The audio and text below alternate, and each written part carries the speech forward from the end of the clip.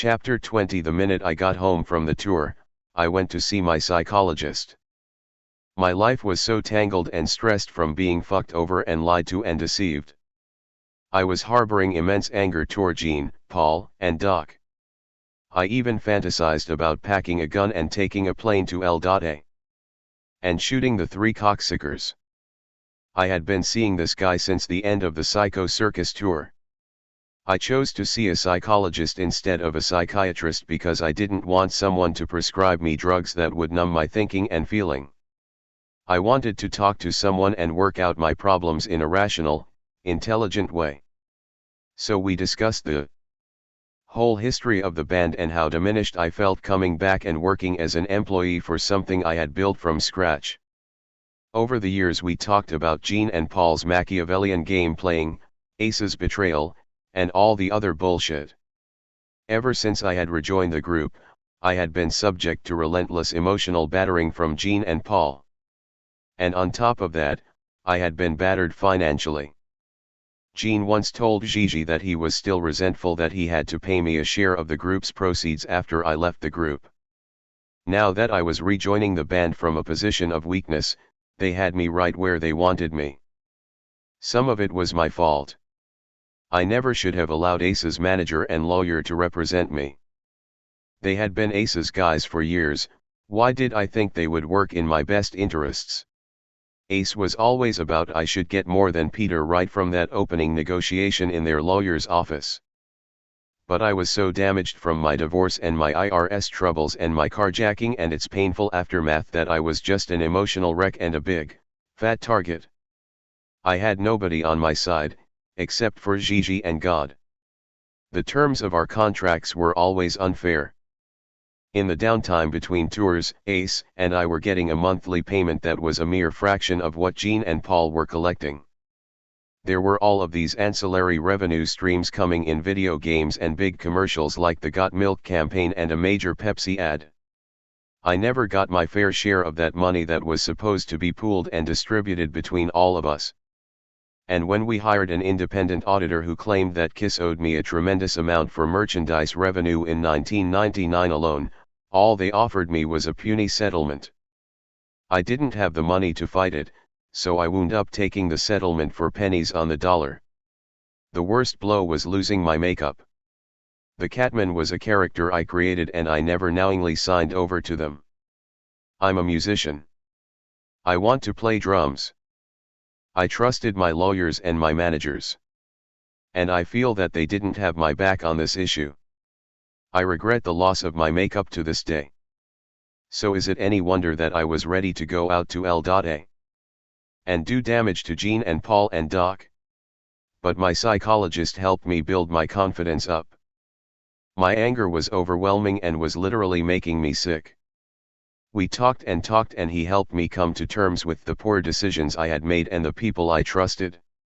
I should have been happy. I had a nice home and money in the bank. But money doesn't buy happiness.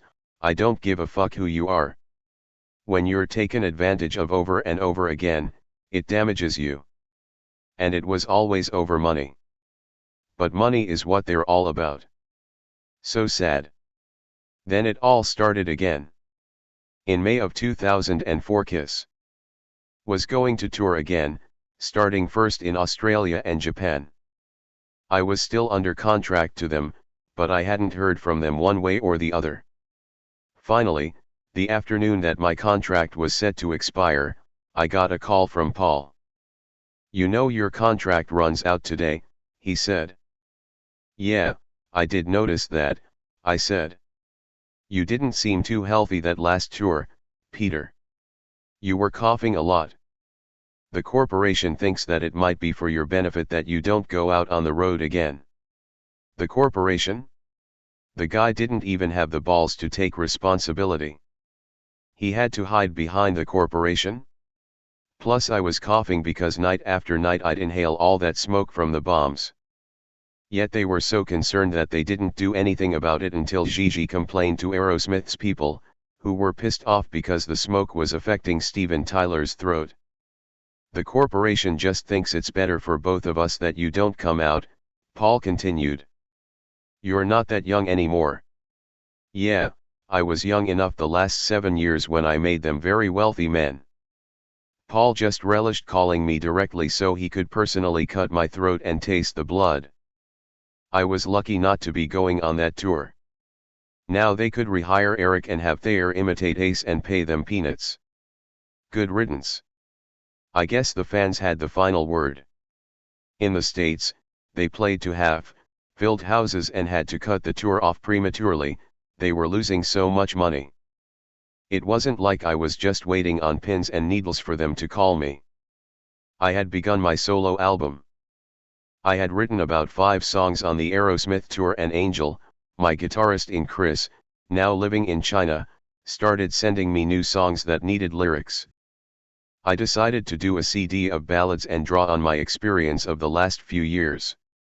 So I wrote a song about my daughter and a song about my ex. I had been in New Jersey when the world turned upside down on 9/11, and I wrote a song about that harrowing experience. The plight of those first responders to the Twin Towers hit me so hard that I volunteered and played for a concert that raised millions for the heroes of 9/11. And then there was Doesn't Get Better Than This. Old time movies, Up Till 3/Another Night, Just You and Me The Trip Was Lonely But Now We're Here Let's Lock the Door and Disappear It Doesn't Get Better Than This. It was about getting away from the bullshit and going into a different world once we closed that hotel room door. I wrote a song called Faces in the Crowd about our fans, and how the spotlight should be shown out onto the audience's faces because they really were the stars. I wrote a number of songs about Gigi. I even wrote a song about Ace for the album. Space Ace. You might think it was a tribute, but I was really writing about Ace's betrayal of me. Have you ever been locked in a spaceship? And lost in your lies? Flying high above the highways still trapped in the skies I know the meaning of success oh, but you got to believe evil has a way of showing its face. I had put all my experiences of my last go round into these songs, and I just knew the fans would love the CD for its honesty. I called Tall Man, my old bass player, and he came and stayed in my guest room in New Jersey so we could work on laying down the tracks. But working with Tall Man again was a disaster. I had come off years of touring, so I was smoking hot. My chops were like nothing he had ever seen when I was with Criss. As soon as he started playing, I saw that he was sloppy and unsure of himself. He just couldn't jam anymore. Tall Man was one of the best bass players I had ever worked with, but now he had a kid, was raising the child as a single father, and had given up the bass. He felt uncomfortable, and I felt bad for him. I loved the guy, but it just wasn't working, so he went home. But not before he wrote some great music for the Space Ace song. Meanwhile, Angel was sending me stuff from China, and one song was better than the next. I was taking the music and writing lyrics and working on arrangements. By then I had met an engineer named Tom Perkins who seemed to be very knowledgeable, so I called him and he helped me get whatever equipment I'd need to record professionally. When we had 15 or so good songs, I flew Angel in from China. I had set up a small home studio so we could work there. We buckled down and worked 8 hours a day. Now it was time to record, and Angel was a Pro Tools genius. He said that he could engineer the recording, but I wanted his brain on his guitar playing. We started out recording with just me and Angel, figuring that we'd add the bass later, which was a big mistake. But Angel could play enough bass to fake it. Tall Man was supposed to come back when he regained his chops, but he never did. We tried sending him the tapes so he could add his bass, but that didn't work out either. So I went to New York and met with Paul Schaefer. Paul was an old friend, and he listened to the tracks that I wanted him to play on and loved them. He wound up offering to play for free. That's the kind of guy he is. But we did pay him. Through Paul, we got the great bass player Will Lee. He didn't play for free. He had his fee and he was going to get it no matter what the gig was. But he was a world class musician, so we bit the bullet. We went into a studio in New York and he was there for hours, playing bass on 5 tracks. When it was over, he came over to me. "You know that Send in the Clowns cover you're doing? I really dig it. I'll play on that for free," he said.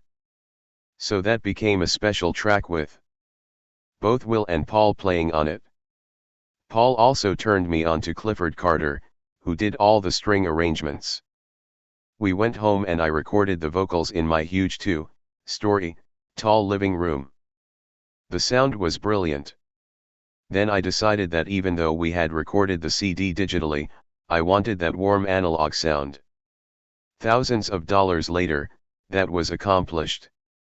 It was time to mix the CD.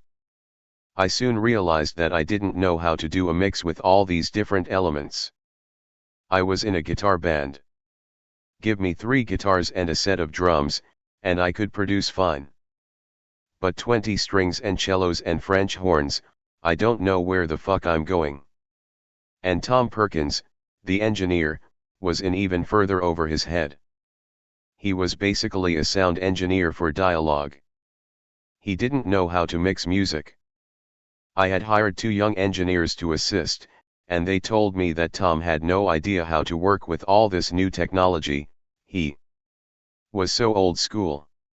I was turning into a Gestapo officer, screaming at Tom every time he fucked up. Lucky for me, Criss Jennings stepped up and engineered the rest of the album, and we had the great George Marino, from Sterling Sound, master the disc. By the time we were done, the CD cost me at least $100 grand. In July of 2007, One for All was finally released. It had taken me 3 years to make it. My lawyer cut a really good distribution deal with a company called Megaforce, and they did a good job, getting me into Best Buy and other big chains.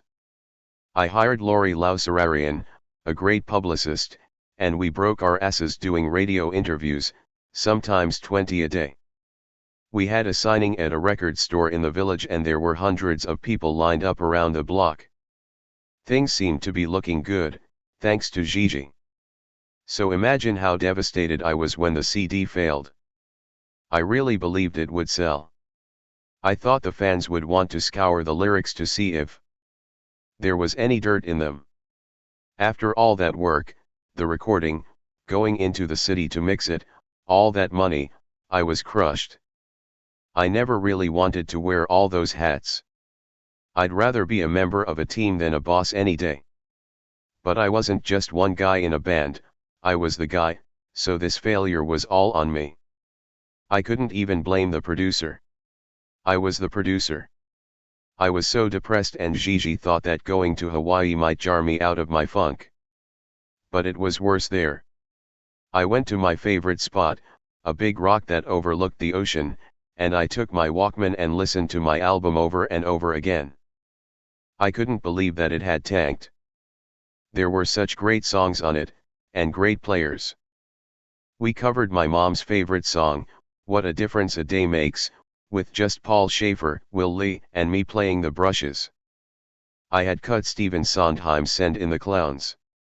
Those wonderful lyrics, isn't it rich, isn't it queer / losing my timing this late in my career, / end. Where are the clowns? There ought to be clowns / maybe next year were a sly reference to Kiss. I had hired the best guns in the world, and I thought that I couldn't fail. So I sat on those rocks listening over and over again, and each song was like a knife twisting into my heart and my guts. I went back to the hotel.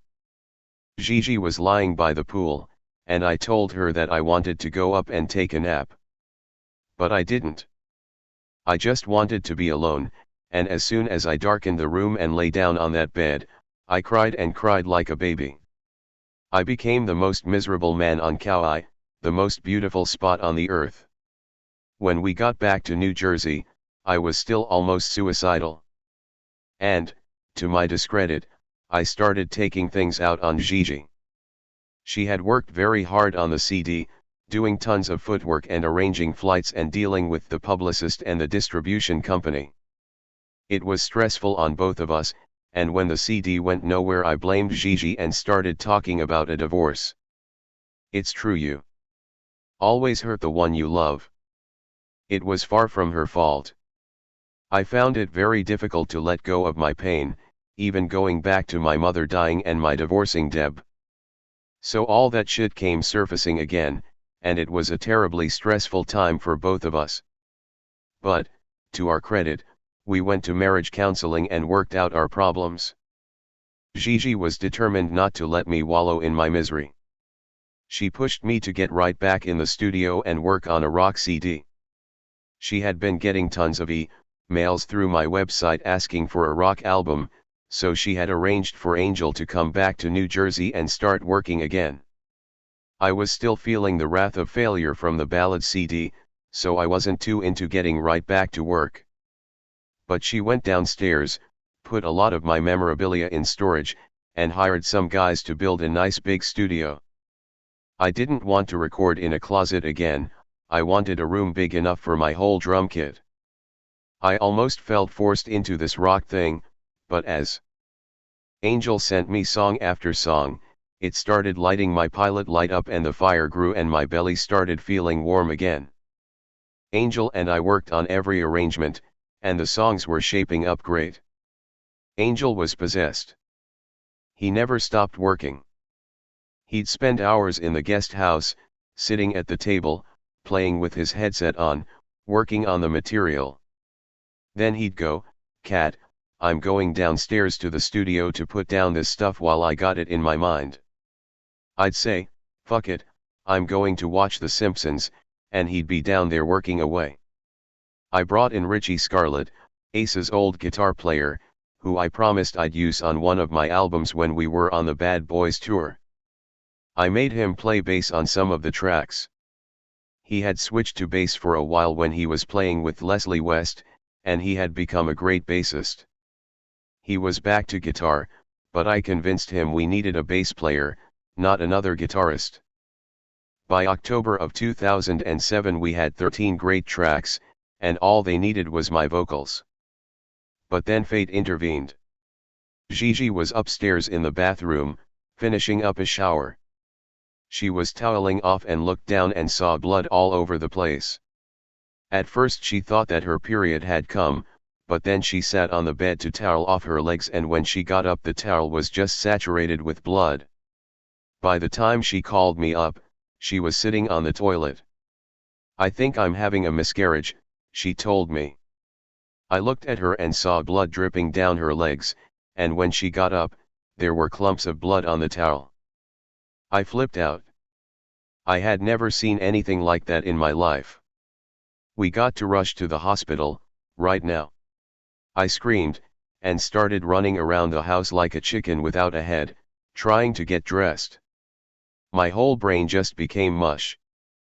"How about we just go to my gynecologist, who knows me, before we rush off to an emergency room, where I'll be waiting for hours," she suggested.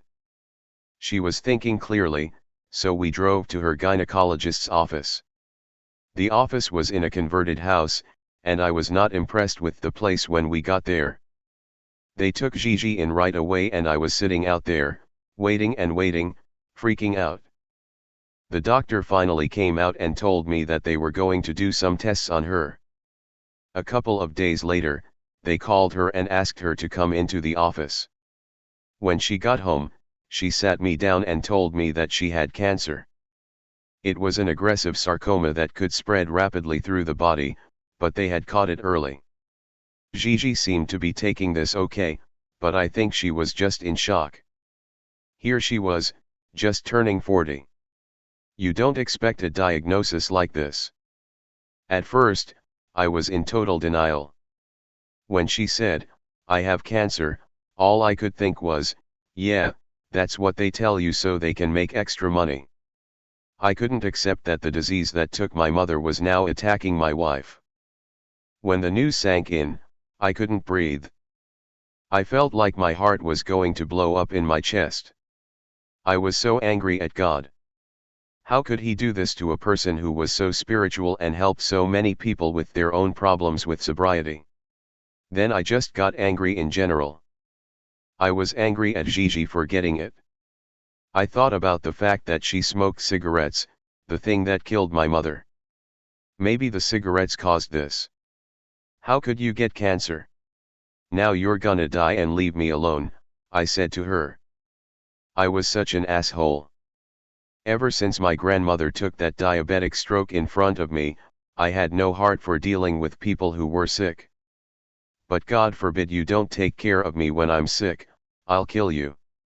I was that way with Lydia, Deb, and Gigi too. If they got sick, it was take a fucking aspirin, have a bowl of soup, see you later. But this time, besides being angry, I was really scared. I hadn't been that scared since I had gotten carjacked and I was sitting alone in my apartment.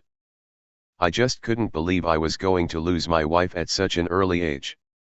Gigi's men and women friends from her 12-step program were much more supportive than I was. They were calling morning, noon, and night. I always had issues with the whole 12-step thing, but if that's what it took to get Gigi off drugs and drinking, then God bless her. But the way they rallied around her gave me a whole new respect for them. One day I came home from the gym and Gigi was talking with a friend. I figured they were discussing her cancer, so I went upstairs and took a shower. I was lying naked on the bed afterward and unconsciously checking myself, because if you wore spandex as much as I did you would notice things that don't belong there. So I felt my pecs and they were fine, but when I passed the towel over my left nipple, I saw stars. It felt like someone had popped a nail into it. Then I started messing with it and I felt a small lump behind the nipple. Of course, my first paranoid thought was that I had cancer. Cancer was on our minds 24/7 then. But men don't get breast cancer, so I figured I had lifted weights at the gym and strained something. It was probably a cyst. The next day, Gigi was scheduled to consult with Dr. Rodka, a well-respected doctor in Manhattan about her cancer, so she suggested I come along with her. Gigi went in and I was waiting when the nurse came over to me. "Could you come in? The doctor wants to see you, too," she said. I went back and Dr. Rodka explained to me what tests she wanted to do on Gigi. She had wonderful blue eyes and a reassuring smile, and she really made me feel that everything was going to be okay with Gigi. Then she said, "Your wife mentioned that you have something on your breast. Would you mind if I look at it while you're here?" I took my shirt off and she started futzing around with the nipple. "Let me do something," she said. She rubbed some lubricant on my left breast and did a quick sonogram. "If you were my husband, I would send you to see my colleague Dr. Alex Swistle. He's over at Cornell, and he's a wonderful doctor. Let me call over and make sure he can see you right away." "Peter, what is she telling you? There must be something wrong here." "She's sending you to see a heavy doctor, you get the message? I could come back now, Peter," she said. She got Swistle's office on the phone and told them that she had a VIP patient and she'd like it if Alex could see me immediately. We went right over to Cornell, and it was a beautiful building. We got to Dr. Swistle's suite and there's a big sign, "Breast Cancer Research." Now I was freaking out again. We sat down in the waiting room and I looked around, all women there, except for a couple of men who were there with their wives. I saw a very tall, beautiful young girl who had no hair and was wearing a scarf. She could have been a model, and here she was, dealing with this. Another woman was obviously on a lot of medication and was nodding out in her seat. All around there were women who looked drained of life, with sunken cheekbones and wigs. You just felt you were in a room of cancer, a room that no one should ever have to be in. I was sitting there holding Gigi's hand, really nervous. They called me in, and Dr. Swistle introduced himself. He was like house, he had a whole bunch of young doctors following him around. Swistle started feeling the nodule. Do you think it's breast cancer? I spurted out. I don't know, but at this point I doubt it, he said, trying to reassure me. Then one of the resident doctors started asking me a few questions. She was straight off the boat from Ireland, a beautiful brunette with green eyes. Do you feel any nausea? She asked me in that thick Irish brogue. I had learned some dialects in acting school, so I answered her right back in a nice brogue. She gave me a great smile. I love the Irish, I said. I have a shamrock tattoo. I'm half Irish, actually. Gigi was not smiling. She was pissed that I was flirting in front of her. Dr. Swistle told me to hang there, he was going to run a test and come right back. The Irish doctor followed him out. Don't get your hopes up, Gigi cracked. She's only here for the day. You'll always have that wandering eye, Peter. You will never change. We laughed about that Irish doctor the whole way home. Swistle wanted to get a biopsy on the nodule and was going to have me make an appointment with someone at Cornell, but Gigi wondered if it would be alright to schedule with a doctor closer to our house in Jersey. I hated to come into the city, and she knew of a breast center nearby. Alex reluctantly agreed, so we made an appointment with this doctor in New Jersey. We went to this hospital center. I was sitting in the room waiting for the doctor, and I was scared. All of a sudden the door opened and this very short doctor walked in. She was wearing a short skirt and black nylons, black stiletto heels. This doctor knew who I was and was being flirty, and I flirted right back. And I felt the fire coming from my left side, where Gigi was sitting. Right away this doctor said something negative about Dr. Swistle, and that didn't sit right with us. But I let it go, and they took me inside for a mammogram and an ultrasound. Then it was time to do a needle biopsy. She sprayed something to numb my breast, then stuck a long needle into the nipple. It hurt like hell. Now we had to sit and wait 45 minutes for the results of the biopsy. The doctor finally came over to me. So do I have breast cancer? I cut to the chase. Oh, no. We got some stuff out with the needle, but it's just a cyst, nothing to worry about. I leaned over and tapped her on the knee. All right, I said. I was worried that I had cancer. That's very rare in men, she said. But if it keeps hurting you, you should go back to Dr. Swistle and have it removed. Otherwise it'll probably go away on its own. I left feeling like $1,000,000. Sometime later, Gigi got a call from Dr. Swistle. The medical center in Jersey had never sent him the results of the biopsy. When he finally got the benign report, he called again and told Gigi that he wanted to take the nodule out just to be safe.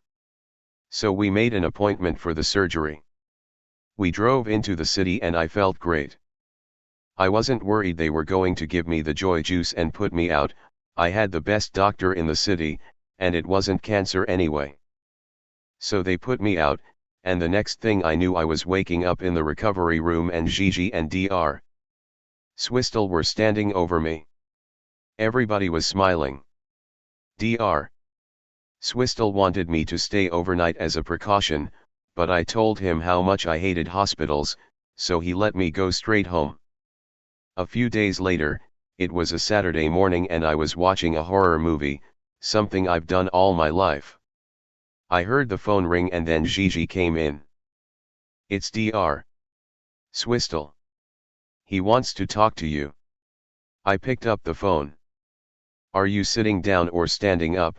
He asked. That's not a good thing to hear. I'm standing up, I said. Well, I think you ought to sit down, he said. I sat down. What have you got, Alex? I asked. It's not what I've got, my friend. You have breast cancer. My heart fell out of my asshole onto the floor and stopped beating. I couldn't blink, I couldn't open my mouth. I felt like I'd never talk again. I know you must be in shock, but the good news is that you couldn't have come in at a better time. You caught it right at the beginning. I want you to come back in and I'll do another procedure and take your lymph nodes out just to be on the safe side. What do you think? He said. Can we operate now? I said. I just wanted that cancer out of my body. We scheduled the surgery for the following week. My imagination ran wild. Both of us had cancer, and you could palpably feel the fear in the house. What a way to go, I thought. I did all those drugs, I shot people, I've been shot and stabbed, I've nearly died in car crashes, and now you're going to take me with breast cancer? Jesus Lord, of all things. I'd even buy ass cancer, I'd buy taking a big one and going boom, and I'm gone. But breast cancer? What a sense of humor you've got. I was walking around in a fog. Everything seemed surreal, time seemed to stretch out forever. It was like paying a visit to Jandel, Ace's home planet. Come the day of the surgery, I was a total wreck. Now I know that I'm going in for surgery for cancer, and if they don't get it all, I'm fucked. Gigi later told me that she'd never seen me look so frightened. Dr. Swistle got me a private room and they booked me under a phony name. I got there on time, but Alex had 2 emergencies, so he took them first and I was waiting around for 6 hours. I was trying to rest and calm myself down in the bed, but the nurse kept coming in every 5 minutes to take my blood pressure. Each time she looked at the pressure she shook her head and said, "It's got to go down. The doctor can't operate unless it goes down. Stay out of the room and his blood pressure will go down," Gigi said. You're driving him crazy. Finally, it was time for the surgery. Gigi was next to me as they walked me into the operating room. I really thought that I would never see her again, that I would die on the operating table. When we got to the door, I was cold to her. I didn't hold her and tell her that I loved her because I didn't want to let her know how afraid I was. I just said, "All right, see you later." They put me on the gurney and wheeled me in and I saw the white coats and the big white mirror. Sure enough, they took my blood pressure and it was high. "Alex, I'm scared shitless. I'm really afraid I'm not going to make it through this," I said. "What are you talking about? It's going to be fine, Peter. Just relax," he said. He told his associate to give me a shot. Seconds later I was floating, my blood pressure was normal, and everything was kosher. "So, you ready now?" Dr. Swistle asked. "Yeah, whatever you want to do," I slurred. "See, now that I got you stoned, you'll let me do anything," he smiled. That was the last thing I remembered. Later, Alex told me that he took my nipple off, did a mastectomy, removed my lymph nodes, and sewed the nipple back on. He did such a great job. I have so much feeling left in my nipple that I can just rub it and get a boner. Once again, I opened my eyes and there were Gigi and the doc standing over me in the recovery room. Of course, he suggested I stay in the hospital for the night, and naturally I told him I wanted to go home. He told me to wait an hour. And then I could leave. Meanwhile, he was thrilled with how the surgery went. My lymph nodes were clean as a whistle and the cancer was highly contained and not even at stage 1, we caught it so early. So it was a nice ride back to Jersey. Dr. Swistle had recommended that Dr. Daniel Smith do Gigi's cancer surgeries. She had to, and then she was given a clean bill of health. So we were both in remission. But except for a few close friends, we hadn't told anyone about our cancer battle. That was going to remain a secret in our home. Gigi especially felt that with me being in the limelight, we should keep it on the QT. I didn't want to deal with reporters, the one time I had the run in with Star magazine was enough. In October of 2009, 2 years after our diagnoses and after we both got clean bills of health, I was talking to Gigi one day. I'm always seeing these commercials on TV with women talking about breast cancer. But I've never seen a man come on TV and say, I had breast cancer and I beat it. That irritates the shit out of me, I told her. A man needs to step forward and say that men can die from this as well as chicks. 150,000 men a year die from breast cancer. I'm going to be the man that does that. You sure you want to do this? She asked. Yes, I said. I had gone to church and prayed on this. I knew I had to go to the press and tell them that I had it and that I wasn't going to die because we caught it early. So Gigi called my publicist in L.A. And she put the story out, and I went on Good Morning America and CNN and the story spread like wildfire. Then the phones hit, everyone wanted to interview me, talk to me, take pictures with me. Dr. Swistle called Gigi and told her that he had a patient come in who had seen me on TV talking about breast cancer. He was a huge fan and he said, if Peter could say I had breast cancer and beat it to millions of people, then I can go in and get it checked out. Sure enough, he had breast cancer, Alex caught it early enough, so he was fine.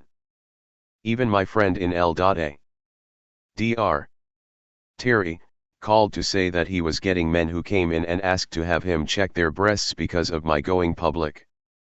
Terry was so proud of me. Last year I did a lecture at a big hospital in New Jersey.